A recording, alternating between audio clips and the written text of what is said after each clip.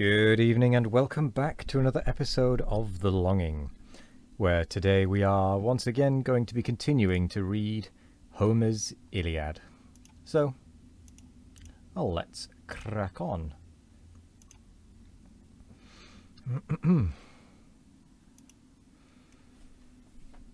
Oh dear as life did I for this agree, the solemn truce, a fatal truce to thee. Wert thou exposed to all the hostile train, to fight for Greece and conquer to be slain, the race of Trojans in thy ruin join, and faith is scorned by all the perjured line. Not thus our vows confirmed with wine and gore, those hands we plighted and those oaths we swore. Shall all be vain when heaven's revenge is slow? Jove but prepares to strike the fiercer blow. The day shall come, that great avenging day, when Troy's proud glories in the dust shall lay, when Priam's powers and Priam's self shall fall, and one prodigious ruin swallow all. I see the god already from the pole bare his red arm and bid the thunder roll. I see the Eternal all his fury shed, and shake his aegis o'er their guilty head. Such mighty woes on perjured princes wait, but thou, alas, deservest a happier fate. Still must I mourn the period of thy days, and only mourn without my share of praise. Deprived of thee, the heartless Greeks no more shall dream of conquests on the hostile shore. Troy seized of Helen and our glory lost, thy bones shall moulder on a foreign coast, while some proud Trojan thus insulting cries, and spurns the dust where Menelaus lies. Such are the trophies Greece from Ilion brings, and such the conquest of her king of kings. Lo, his proud vessels scattered o'er the main, and unrevenged his mighty brother slain. O, ere that dire disgrace shall blast my fame, o'erwhelm me, earth, and hide a monarch's shame. He said, a leader's and a brother's fears possess his soul, which thus the Spartan cheers. Let not thy words the warmth of Greece abate, the feeble dart is guiltless of my fate. Stiff with the rich embroidered work around, my varied belt repelled the flying wound. To whom the king, my brother and my friend, thus, always thus, may heaven thy life defend. Now seek some skilful hand whose powerful art may staunch the infusion, and extract the dart. Herald, be swift, and bid Machaon bring his speedy succour to the Spartan king. Pierced with a winged shaft the deed of Troy, the Grecians' sorrow and the Dardans' joy. With hasty zeal the swift Talthybius flies, through the thick files he darts his searching eyes, and finds Machaon where sublime he stands, 132, in arms encircled with his native bands. Then thus Machaon to the king repair, his wounded brother claims thy timely care. Excuse me. Pierced by some Lycian or Dardanian bow, a grief to us, a triumph to the foe.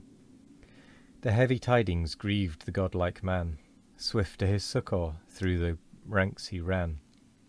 The dauntless king yet standing firm he found, and all the chiefs in deep concern around, where to the steely point the reed was joined, the shaft he drew but left the head behind.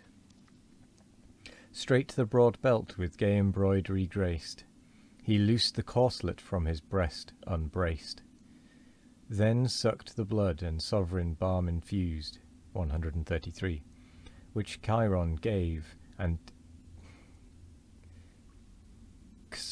I don't know how to say that, Cusculapius used. While round the prince the Greeks employ their care, the Trojans rush tumultuous to the war. Once more they glitter in refulgent arms, once more Ooh, excuse me. Once more the fields are filled with dire alarms. Nor had you seen the king of men appear, confused and active, or surprised with fear. But fond of glory with severe delight, his beating bosom claimed the rising fight. No longer with his warlike steeds he stayed, or pressed the car with polished brass inlaid, but left Eurymedon the reins to guide. The fiery coursers snorted at his side. On foot through all the martial ranks he moves, and these encourages and those reproves.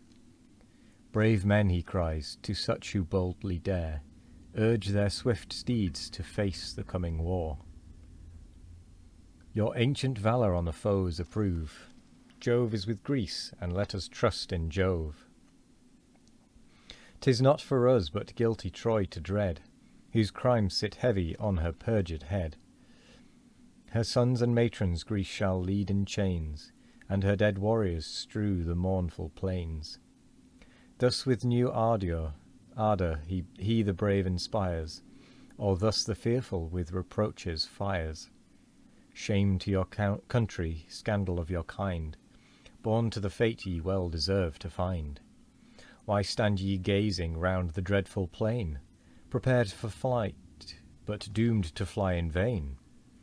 Confused and panting thus the hunted deer falls as he flies a victim to his fear. Still must ye wait the foes, and still retire, till yon tall vessels blaze with Trojan fire? Or trust ye Jove a valiant foe shall chase, to save a trembling, heartless, dastard race? This said, he stalked with ample strides along, to Crete's brave monarch and his martial throng. High at their head he saw the chief appear, and bold Meriones excite the rear. At this the king his generous joy expressed, and clasped the warrior to his armed breast. Divine Idomeneus, what thanks we owe! To worth like thine, what praise shall we bestow? To thee the foremost honours are decreed, first in the fight and every graceful deed. For this in banquets when the generous bowls restore our blood and raise the warriors' souls.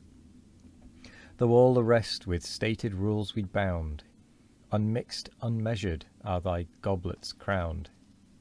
Be still thyself in arms a mighty name, maintain thy honours and enlarge thy fame. To whom the Cretan thus his speech addressed, secure of me, O king, exhort the rest. Fixed to thy side in every toil I share, thy firm associate in the day of war. But let the signal be this moment given, to mix in fight is all I ask of heaven.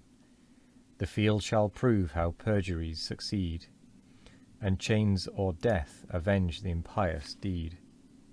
Charmed with this heat the king his course pursues, and next the troops of either Ajax views.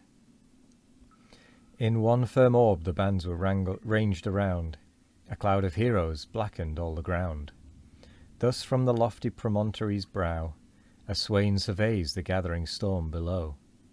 Slow from the main the heavy vapours rise, spread in dim streams, and sail along the skies, till black as night the swelling tempest shows, the cloud condensing as the west wind blows.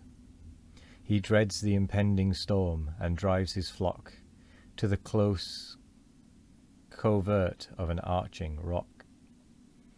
Such and so thick the embattled squadron stood, with spears erect, a moving iron wood. A shady light was shot from glimmering shields, and their brown arms obscured the dusky fields. And with that, we're going to end the reading for today. We do have still quite a lot of books. I mean, these Monte Cristo ones, there's a lot of these. Good heavens. Oops. And we do still need to do something with the Never-Ending Notebook and work out how.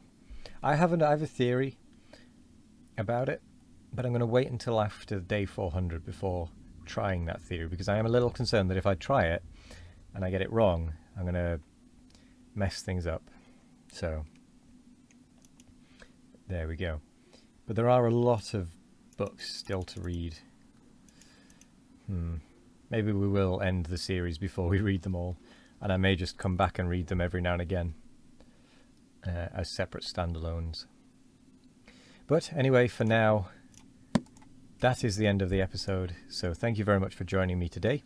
I hope you all have a wonderful morning, evening, afternoon or night, no matter what time of day it is. I hope you all have a wonderful one of it. And as always, we will be back tomorrow for more of The Longing. Goodbye.